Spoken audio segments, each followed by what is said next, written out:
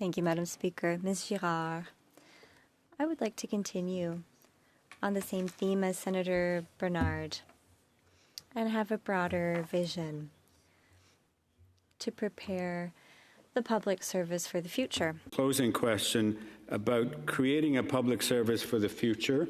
We talked about diversity and you talked about culture change. I will remind you that the Employment Equity Act is almost 40 years, so that culture is not yet changing very fast.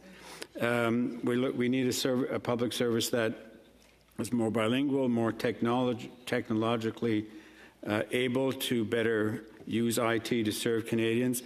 And all of this in a scarce new world where it's hard to find people in the public and the private sectors.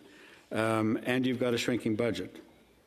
So how do you get all of this and work some magic out of this and make it a better public service to serve Canadians?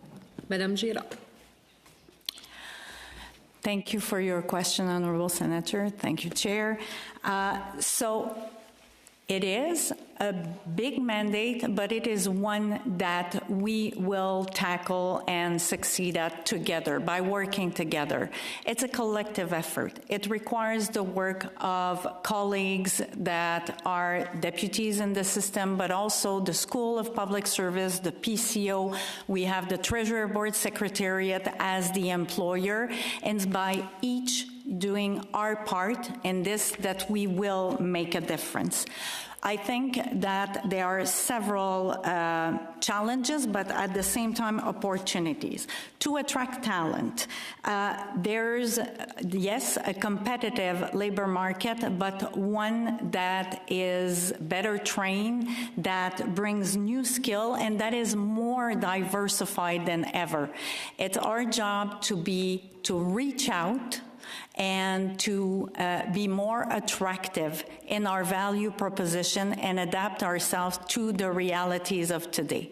At the same time, when we hire, we have, I would say, not that recent, but we can see that it's more real than ever, an obligation to remind those that join the public service about the merit base, the nonpartisan aspect of working in the public service, and make sure that we communicate those values in a clear fashion and give meaning to the work that we do here that is different from what other employers offer out there.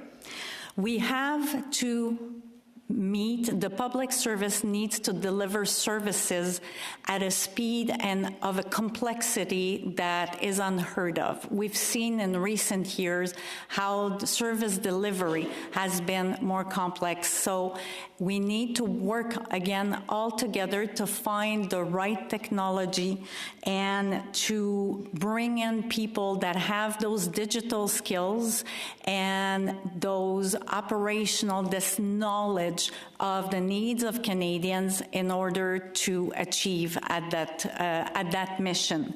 So by making the tools more simple, by making sure that we share data more within the group of organizations that are responsible for each of those levers, being more efficient at doing it, and mindful of the taxpayers' dollars, I think that's how we will be able to remain credible, attractive, and deliver the services that we need to deliver to Canadians.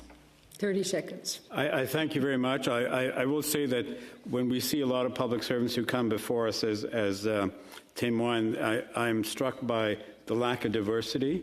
Increasing number of women, very few visible minorities, and I don't recall ever having seen an Indigenous person outside an Indigenous affairs portfolio. So I really encourage you to make sure that diversity rises through the service. And also I find there are not a lot of people who speak both official languages, not enough people speak French in the senior public service. So I encourage you to meet all those challenges that are on your head and wish you the best of luck in this position.